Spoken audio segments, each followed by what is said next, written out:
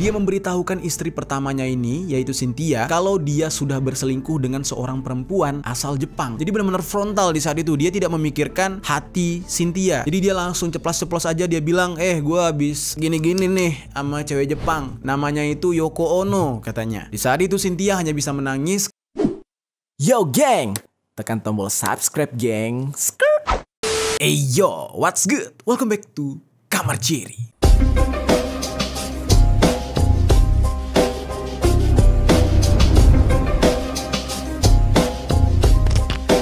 Geng-geng. Oke, di dunia ini kita pasti mengenal banyaknya tokoh-tokoh, baik itu tokoh yang ada di dalam sejarah maupun tokoh untuk saat ini, yang mana tokoh-tokoh tersebut digemari, baik itu di skala nasional maupun internasional. Nah, kebanyakan dari tokoh-tokoh tersebut biasanya itu akan diceritakan sisi positif mereka. Kita contohkan saja ya, misalkan kayak I.R. Soekarno. Nah, beliau ini adalah presiden pertama Indonesia, yang mana beliau dikenal sebagai salah satu presiden yang cukup disegani oleh dunia internasional pada masanya. Sampai-sampai kemanapun beliau pergi, beliau pasti dihargai, disambut, dikagumi oleh rakyat di negara yang dia kunjungi. Nah, kebanyakan dari tokoh-tokoh yang dikagumi ini biasanya akan dijadikan sebagai inspirasi oleh banyak orang. Bahkan tidak hanya di masa itu, masa sekarang pun masih banyak yang menjadikan tokoh-tokoh tersebut sebagai inspirasi. Tapi geng, tidak semua orang-orang yang terkenal atau dikenal memiliki sejarah yang baik, memiliki jasa yang begitu berharga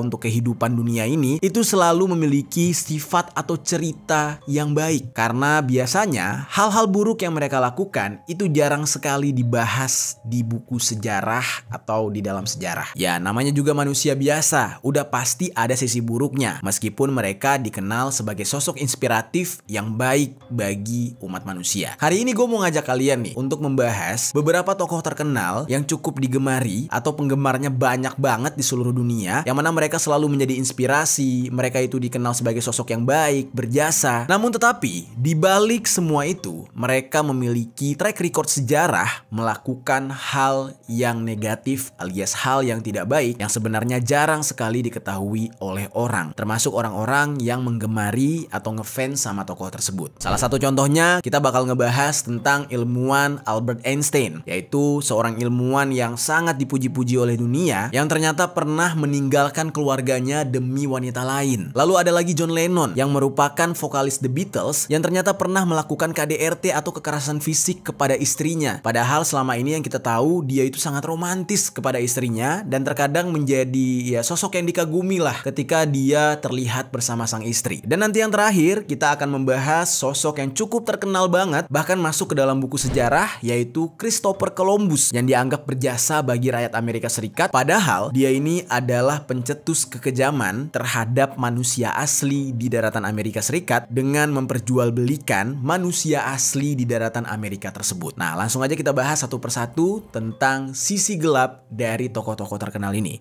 Langsung aja di Permisi, peristiwa misteri dari berbagai sisi.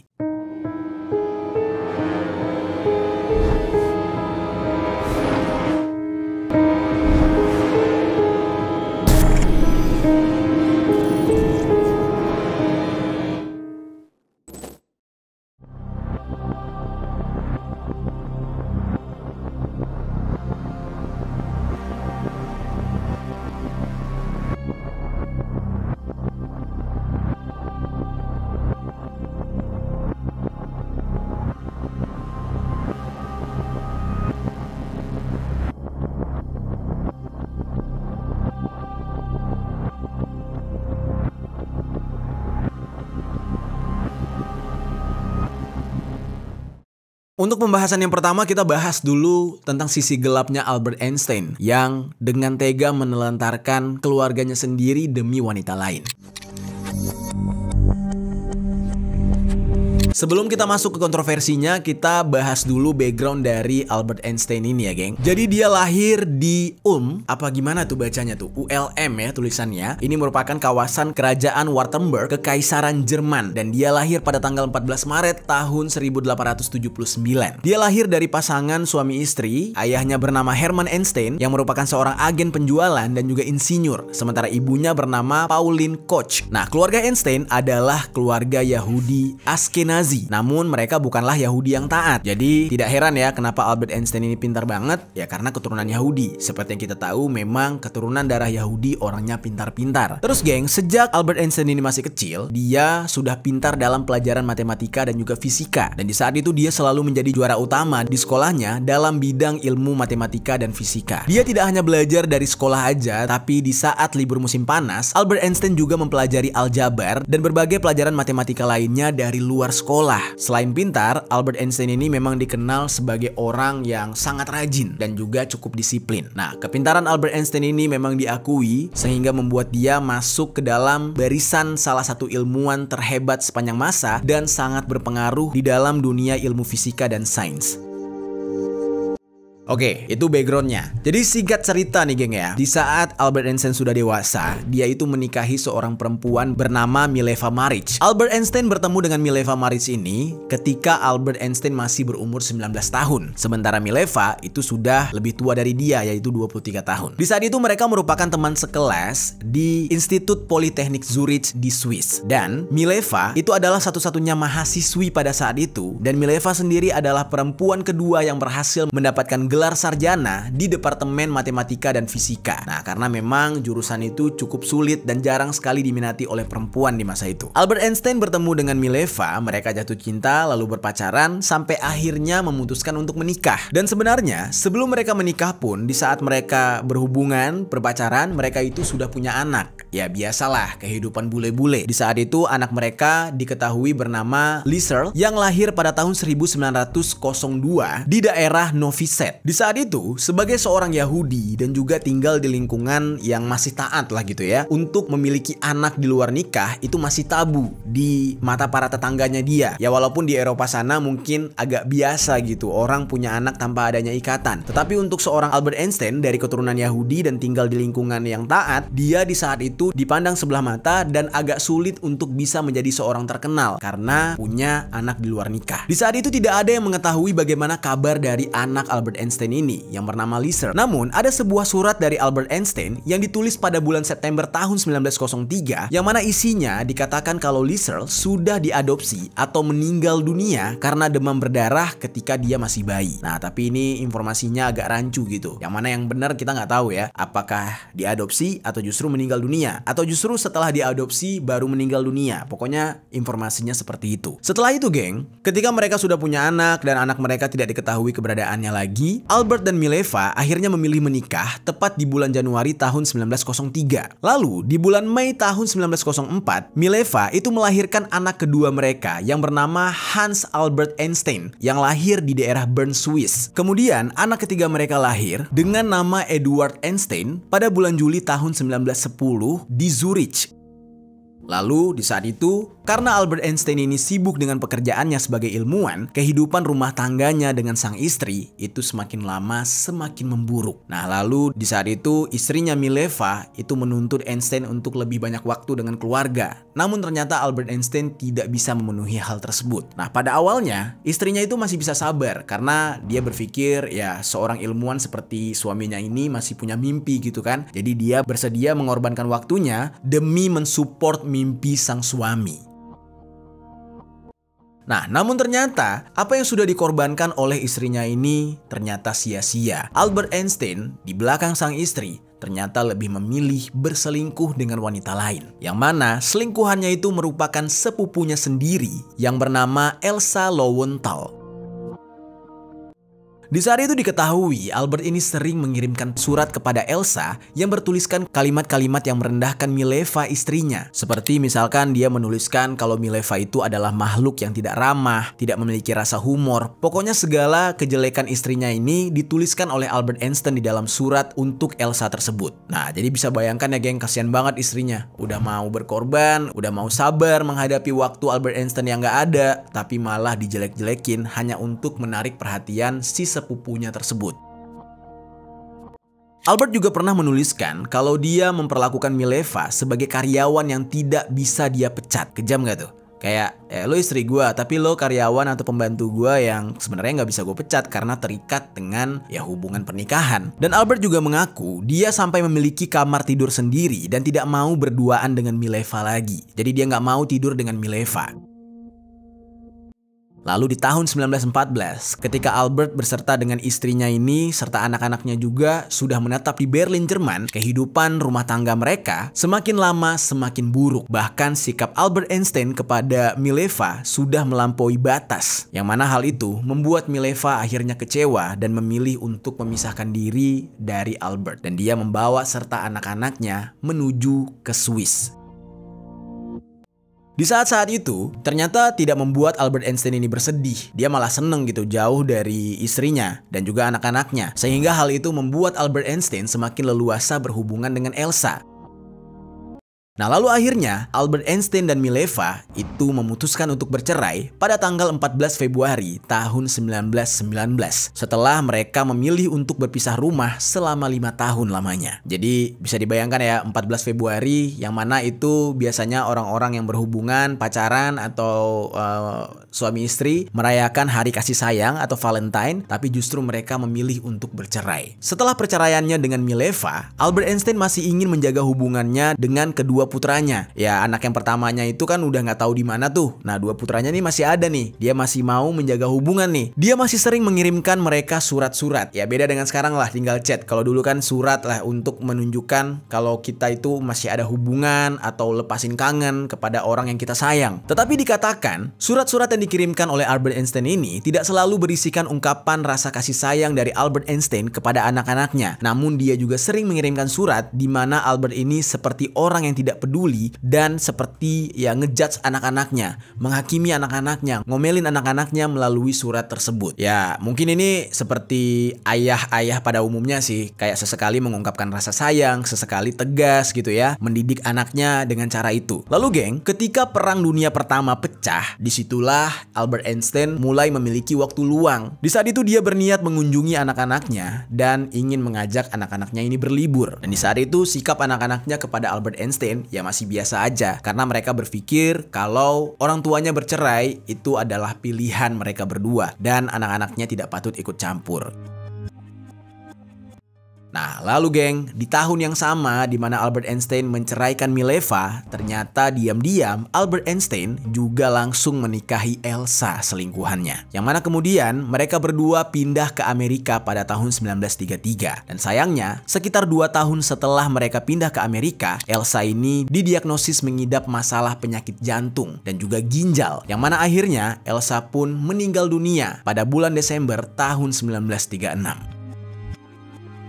Lalu setelah itu, ternyata terungkap lagi geng. Albert Einstein ini benar-benar playboy. Di saat dia berselingkuh dengan Elsa, ternyata dia sekaligus berselingkuh dengan wanita lain. Jadi nggak cuma Elsa selingkuhannya. Dia sekaligus berselingkuh dengan seorang perempuan yang bernama Mary Winteler. Dan hal ini baru terungkap pada tahun 2015 geng. Yang mana itu terungkap dari surat-surat yang dikirimkan oleh Albert Einstein sendiri. Nah, Albert diketahui menuliskan surat-surat kepada Mary yang berisikan kondisi pernikahannya dengan Mileva dan bagaimana perasaannya kepada Mary. Jadi di saat itu ya, ibaratnya cara Albert Einstein mendekati selingkuhannya ini sama dua-duanya. Dia mendekati Elsa dengan menjelek-jelekan istri sahnya, dia mendekati si Mary juga dengan menjelek-jelekan istri sahnya, yaitu Mileva. Albert Einstein menuliskan surat kepada Mary itu pada tahun 1910 ketika Mileva sedang mengandung anak kedua mereka. Di dalam tulisan tersebut, Albert Einstein mengatakan bagaimana dia yang terus memikirkan Mary setiap menit dan detiknya. Dan Albert mengatakan dia tidak bahagia dengan pernikahannya bersama Mileva. Nah lalu geng, kita kembali sedikit kepada anak pertama Albert Einstein yang bernama Lee Searle tadi, yang dikatakan oleh Albert Einstein sudah diadopsi oleh orang dan bahkan sudah meninggal dunia karena demam berdarah. Nah ternyata nih geng, ada sumber yang mengatakan kalau Lee Searle ini sebenarnya masih hidup dan dia sempat memberikan 1.400 surat di tahun 1980-an ke Universitas Ibrani. Dan di saat itu dia berpesan kalau dia tidak ingin identitasnya dipublikasikan sampai 20 tahun ke depan setelah isu kematian. Dan di saat itu, rahasia tentang keberadaan sosok Lee Searle ini benar-benar tidak bisa diketahui. Karena informasi yang lebih dalam mengenai dia itu tidak ada yang bisa menjelaskan bagaimana kondisinya sampai sekarang. Nah, keberadaan dari Lee Searle sendiri tidak pernah diketahui sampai tahun 1986 ketika ada beberapa surat yang dikirimkan oleh Albert Einstein dan Mileva yang bertuliskan tahun 1897 sampai dengan tahun 1903 yang ditemukan oleh cucunya yang bernama Evelyn di mana di surat tersebut beberapa kali tertuliskan nama Lee Searle itu sendiri. Lalu surat-surat tersebut, geng, dikumpulkan dan diterbitkan menjadi sebuah buku yang berjudul Albert Einstein, Mileva Merrick, The Love Letters, yang ditulis oleh Albert Einstein sendiri pada tahun 1992. Lalu ada sebuah laporan yang dituliskan oleh media HuffPost yang dibuat oleh Katrina Rose mengenai pencariannya terhadap sosok dari anak pertama Albert Einstein, yaitu Lee Searle. Dia mencoba mencari arsip online milik Universitas Ibrani, yang mana di sana terdapat berbagai macam kumpulan segala arsip milik Albert Einstein dan juga makalah milik Albert Einstein, namun ternyata tidak menemukan satu petunjuk pun tentang anak pertama dari Albert Einstein ini. Lalu Katrina nggak nyerah, dia mencoba untuk mendatangi Diana Kormos-Bachwald yang merupakan seorang profesor fisika dan juga sejarah sains yang ada di California Institute of Technology. Nah, Katrina mendapatkan nama Diana setelah dia melihat artikel di New York Times yang juga memberitakan mengenai dokumen-dokumen milik Albert Einstein, yang mana narasumbernya ternyata si Diana tersebut. Nah, akhirnya ketika Katrina bertemu dengan Diana, Diana pun menjelaskan. Dia mengatakan kalau dokumen yang dikatakan milik Albert Einstein itu sebenarnya bukanlah karya Albert Einstein. Nah, itu menurut Diana. Dan dia juga mengatakan semua surat-surat yang jumlahnya ribuan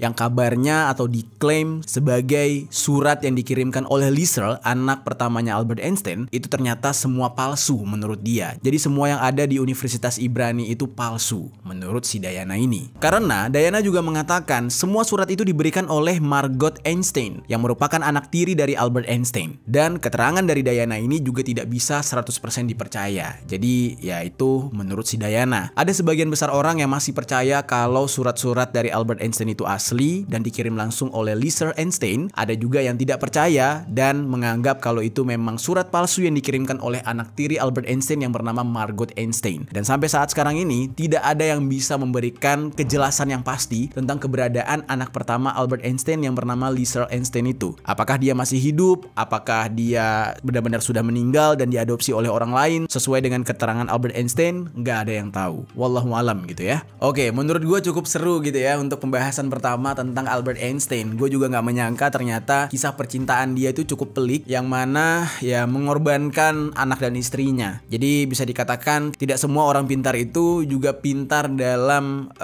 memanage atau mengatur percintaannya gitu ya. Yang namanya manusia biasa, hatinya bisa dibolak-balikan oleh Yang Maha Kuasa. Oke, sekarang kita masuk ke dalam pembahasan selanjutnya tentang sisi gelap tokoh yang lain, yang mana tokoh ini sebenarnya kemarin kita udah bahas di salah satu konten kita tentang LSD, yaitu John Lennon. Nah, kali ini kita bakal ngebahas tentang aksi kekerasan yang dilakukan oleh John Lennon terhadap pasangannya.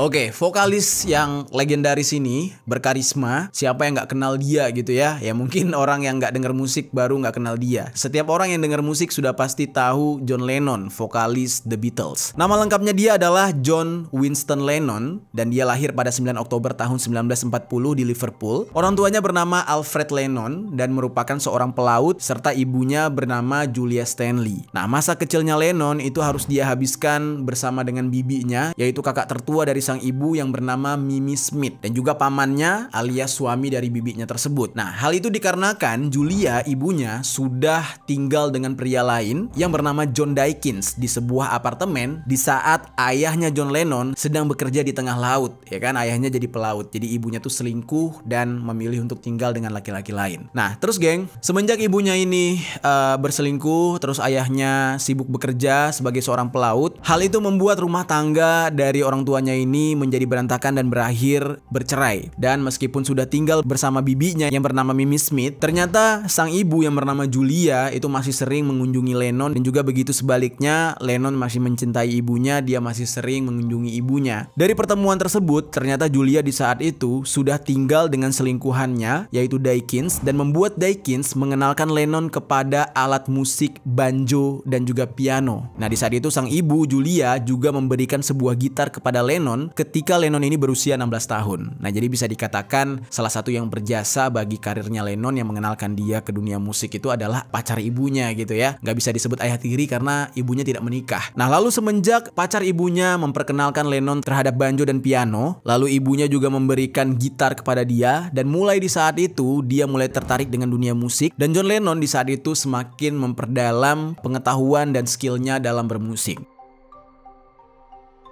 Nah, singkat cerita, John Lennon akhirnya bersekolah di Dovedale Primary School dan melanjutkan pendidikannya lagi ke Quarry Bank High School di Liverpool pada tahun 1952 sampai dengan tahun 1957. Nah, saat semasa dia sekolah, dia itu dikenal oleh teman-temannya sebagai orang yang chill, santai, nggak heboh, dan juga senang bercanda. Nah, tapi dia menjadi seorang murid yang bisa dikatakan tidak rajin gitu ya. Selama di dalam kelas, dia tidak mendengarkan gurunya dan tidak mencatat semua pelajaran yang diberikan oleh gurunya. Dia hanya senang menggambar setiap harinya. Dan walaupun begitu, dia ini berhasil masuk Liverpool College of Art atau salah satu universitas seni bergengsi lah di sana. Dan di tempat tersebut dia bertemu dengan seorang perempuan yang bernama Cynthia Powell pada tahun 1957. Di awal-awal dia baru lulus sekolah dan masuk ke universitas itu.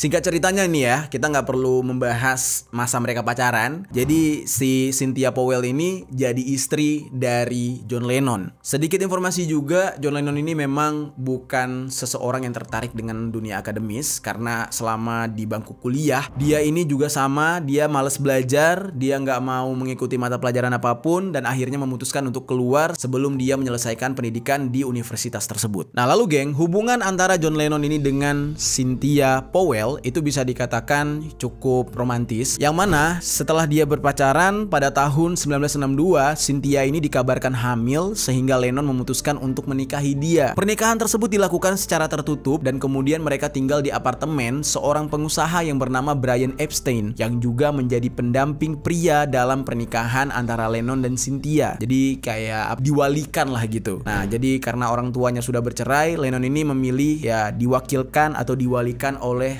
seseorang, yaitu seorang pengusaha pemilik apartemen tempat dia dan si istrinya ini tinggal. Dan ketika tinggal di apartemen tersebut juga, mereka itu diberikan tempat tinggal secara gratis dan mereka tinggal di sana sampai anak mereka lahir pada tanggal 8 April tahun 1963. Dan anak mereka tersebut diberi nama Julian Lennon. Dan pasca lahirnya Julian ini, mereka pun pindah ke Mendip bersama dengan bibinya si John Lennon yang mengasuh dia tadi, yaitu Mamie Smith. Ya karena memang Lennon ini sangat-sangat berbakti kepada bibinya itu karena dia tahu bibinya ini berjasa membesarkan dia dari kecil semenjak orang tuanya bercerai.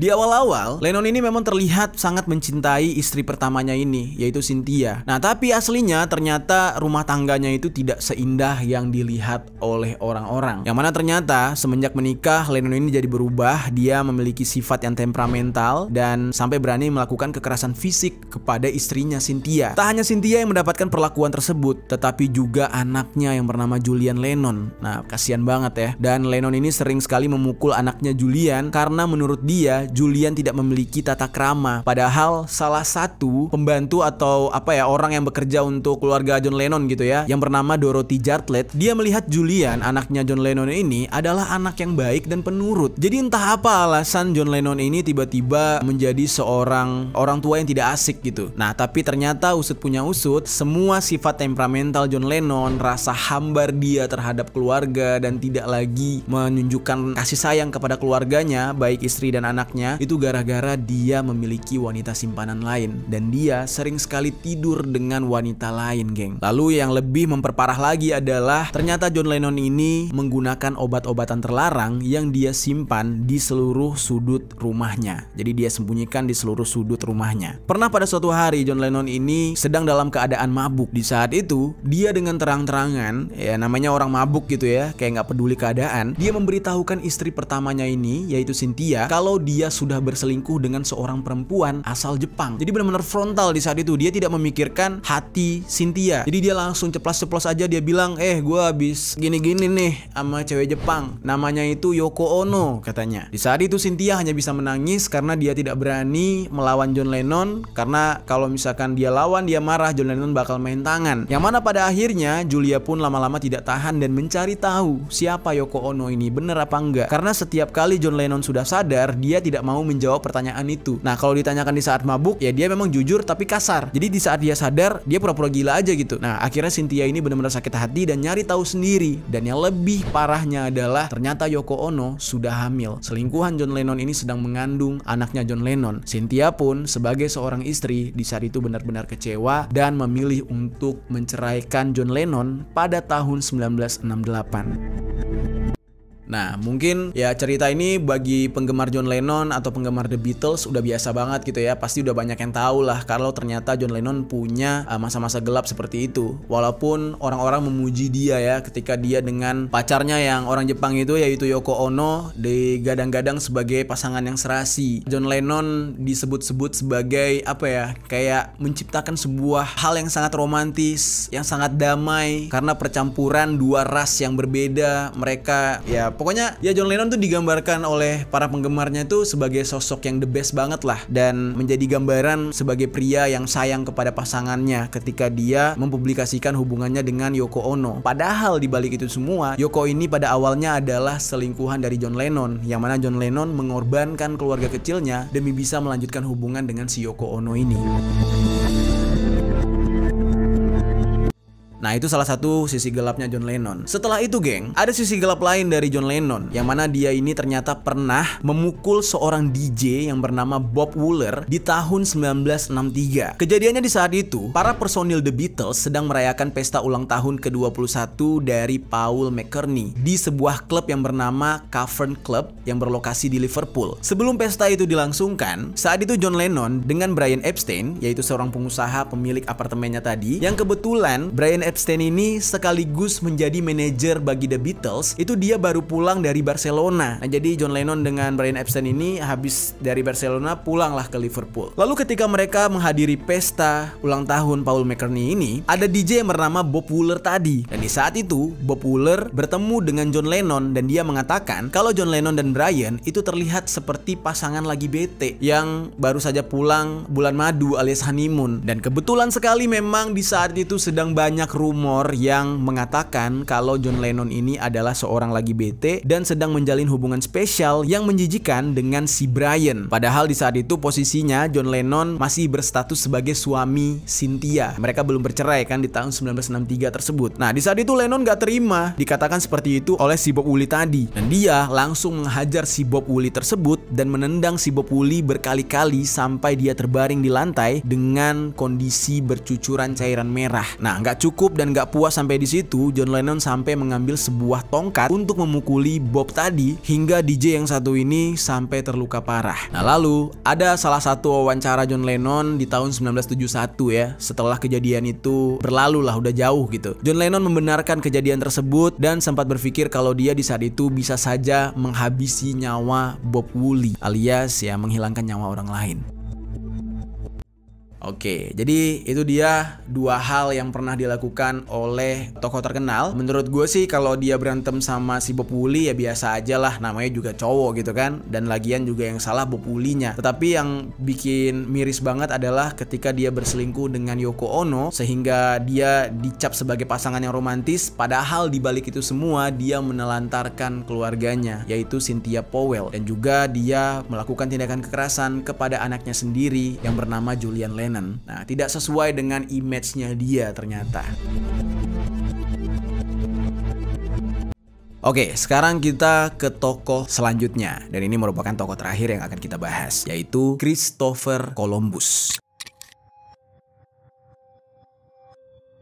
Oke, mungkin kalau di dalam buku sejarah yang ada di sekolah, kita sering sekali diceritakan tentang sosok Christopher Columbus ini sebagai orang yang dianggap penemu benua Amerika. Gue nggak paham gitu ya, kenapa buku sejarah di sekolah itu bisa menelan mentah-mentah hal seperti itu. Padahal sejarah yang sebenarnya Christopher Columbus itu nggak segagah yang digambarkan di buku sejarah yang ada di sekolah. Dia ini bisa dikatakan seorang pelaku genosida alias pembantaian secara besar-besaran terhadap salah satu kelompok manusia yang ada di daratan benua Amerika tersebut. Nah, tapi nggak apa-apa. Di sini kita anggap aja lah dia sebagai penemu benua Amerika ya. Jadi geng, dia ini sampai ke daratan Amerika tepat pada tanggal 12 Oktober tahun 1492 atau 1492. Di mana penjelajahannya itu dalam rangka untuk menemukan rute dari Eropa ke wilayah timur yaitu Asia. Jadi tujuannya itu sebenarnya ke wilayah kita. Yang mana di saat itu wilayah kita ini masih disebut dengan Hindia, kawasan Hindi, kawasan orang-orang India gitu. Nah, lalu di tengah-tengah perjalanan, tiba-tiba dia menemukan daratan yang dia kira itu adalah daratan Asia alias daratan Hindia Timur seperti perkiraannya dia lah. Padahal ternyata dia itu berlabuh atau mendarat di San Salvador alias Kepulauan Bahama. Karena dia tadi salah sangka kalau ya daratan yang dia kunjungi itu adalah daratan Hindia Timur alias isinya adalah orang-orang India, maka orang-orang di daratan Amerika tersebut yang diisi oleh suku-suku asli, salah satunya yang Apache, terus Sioux, lalu ada Comanche, Cheyenne atau Cheyenne gitu ya bacanya ya. Nah, intinya mereka itu adalah suku asli daratan Amerika. Karena gara-gara si Christopher Columbus bersama anggotanya ini ngira itu adalah daratan Hindia Timur alias kawasan Asia, jadinya mereka menyebut orang-orang di daratan Amerika itu dengan sebutan Indian, orang-orang India. Nah, dari situ awalnya tuh, gara-gara salah sangka doang, jadinya orang-orang daratan sana disebut Indian sama dia, padahal itu bukan orang India gitu. Dan sampai saat sekarang ini lengket lah tuh nama orang-orang suku itu dengan suku Indian. Sehingga kita jadi bingung gitu, mana Indian yang Asia, mana Indian yang Amerika. Nah, ketika dia pertama kali menginjakan kaki di Amerika, Columbus ini mendapatkan sambutan yang hangat dari penduduk asli daratan Amerika tersebut. Jadi dia benar-benar disambut, nggak diperangi sama sekali. Dan bahkan di saat itu penduduk asli yang sebenarnya tidak bisa berbahasa seperti bahasanya Columbus dan teman-temannya, tapi mereka tetap welcome dan tidak segan memberikan apapun yang mereka punya untuk para awak kapal yang dibawa oleh Columbus. Saking baiknya. Nah, lalu kebaikan yang diberikan dan ditunjukkan oleh penduduk asli Amerika di saat itu malah membuat Christopher Columbus beserta dengan anggotanya memiliki niat jahat untuk memanfaatkan mereka. Yaitu Columbus berniat ingin memperbudak masyarakat asli Amerika.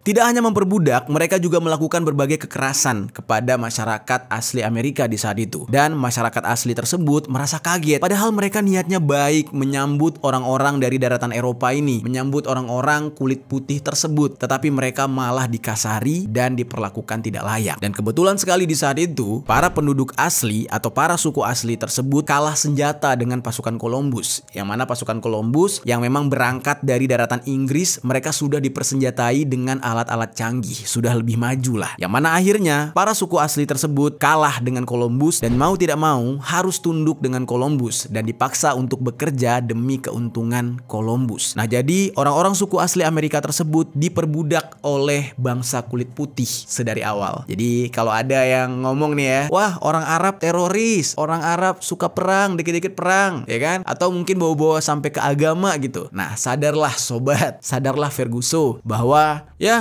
yang sesungguhnya menjadi pelaku teror itu atau pembantai, pelaku genosida itu sedari awal adalah bangsa kulit putih sendiri. Sampai-sampai ya tanah orang jadi negara dia. Dan itu nggak cuma terjadi di Amerika kan, terjadi di New Zealand, terjadi di Australia, dan untung aja gitu Indonesia, Papua Nugini tidak sampai seperti itu. Ya Timor Leste hampir gitu kan. Tapi untungnya penduduk Timor Leste masih bertahan. Ya hanya saja di sana agak sedikit berantakan secara ekonomi karena dicampur aduk oleh orang-orang kulit putih tersebut gitu. Nah, sorry agak sedikit melenceng gitu ya. Kita lanjutkan lagi nih. Di saat itu Columbus juga mengirimkan ribuan orang-orang suku asli Amerika, terkhususnya suku Taino, dikirim ke Spanyol untuk diperjualbelikan. Dan selama dalam perjalanan menuju Spanyol, banyak orang-orang dari suku tersebut diperlakukan tidak layak dan akhirnya meninggal meninggal dunia. Jadi benar-benar seperti hewan lah, seperti binatang diperlakukannya. Yang mana pada awalnya berangkat tuh ribuan orang, tapi sampai di Spanyol itu hanya tersisa ratusan orang saja yang masih bisa bertahan. Karena selama di dalam perjalanan mereka disiksa, tidak diberikan makan.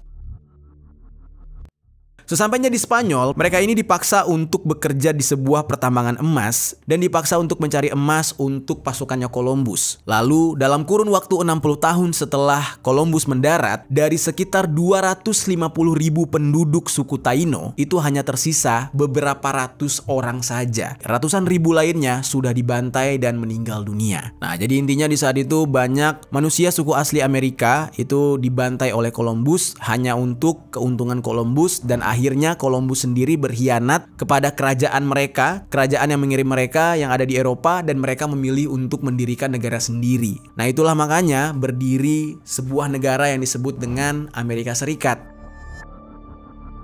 Nah lalu, selain perbudakan yang kejam, setelah datangnya Columbus beserta rombongannya ke tanah Amerika, mereka juga membawa berbagai penyakit. Dan penyakit tersebut pun menyebar dan menjangkit orang-orang asli Amerika yang membuat populasi mereka semakin hari semakin menurun drastis. Ya, salah satu penyakitnya adalah penyakit menular seksual. Karena selama Columbus berada di atas kapal, anak buahnya itu kan harus melampiaskan nafsu. Nah, akhirnya banyaklah terjadi penyimpangan yang menyebabkan penyakit tersebut. Ditemukannya daratan Amerika Serikat oleh Columbus ini itu sampai ada perayaannya, geng, yang disebut dengan Columbus Day. Tapi banyak orang Amerika yang beranggapan kalau perayaan Columbus Day ini tidak seharusnya ada, karena awal dari ditemukannya daratan Amerika oleh Columbus adalah awal mula dari kejahatan yang dilakukan oleh orang-orang kulit putih keturunan Eropa terhadap penduduk asli atau suku asli Amerika. Jadi ibaratnya ketika mereka merayakan hari Columbus Day itu, banyak keturunan-keturunan suku asli Amerika yang masih hidup sampai sekarang, itu anak cucu mereka jadi sedih banget karena Columbus Day itu adalah hari dimana nenek moyang mereka dibantai. Dan Columbus tidak sepantasnya disebut sebagai pahlawan bagi Amerika, dan tidak sepantasnya dia diingat sebagai sosok atau tokoh penting di dalam buku sejarah sekolah. Makanya itu semua salah banget gitu. Banyak orang-orang yang mengadakan protes sebagai upaya untuk menghilangkan Columbus Day dan juga sejarah tentang Columbus yang dianggap sebagai tokoh di dalam kurikulum pelajaran sekolah. Di tahun 1991, puluhan kota dan beberapa negara bagian di Amerika mulai merayakan Indigenous Peoples Day yang merupakan sebuah hari untuk merayakan sejarah dan kontribusi penduduk asli Amerika, bukannya kontribusi Columbus terhadap terbentuknya negara Amerika. Jadi bisa dikatakan bahkan penduduk kulit putih Amerika saat ini pun menganggap bahwa tidak sepantasnya nenek moyang mereka menginjakan kaki di tanah Amerika tersebut. Dan mereka sebenarnya malu gitu ya, karena ya mereka jadi warga negara Amerika itu dari hasil membantai penduduk asli tanah tersebut. Ya, yang membantai nenek moyang mereka, mereka pun sadar gitu. Dan mereka tuh ya nggak berharap banget bisa tinggal di Amerika, karena menurut mereka tuh seandainya aja nenek moyang mereka tidak membantai penduduk asli Amerika, mungkin mereka sudah lahir di Eropa gitu. Dan itu ya fine-fine aja, karena bagi mereka membantai orang untuk mendapatkan tanahnya itu bukanlah sesuatu yang benar. Nah itu dia geng pembahasan kita hari ini. Beberapa nama tokoh yang dipuji-puji oleh dunia, yang dianggap berpengaruh di dunia, berjasa bagi banyak orang, ternyata memiliki background yang ya cukup gelap gitu ya, cukup mengerikan juga. Gimana menurut kalian tentang pembahasan kita hari ini? Ya, pembahasan tentang siapa yang menurut kalian paling menarik? Coba tinggalkan komentar di bawah.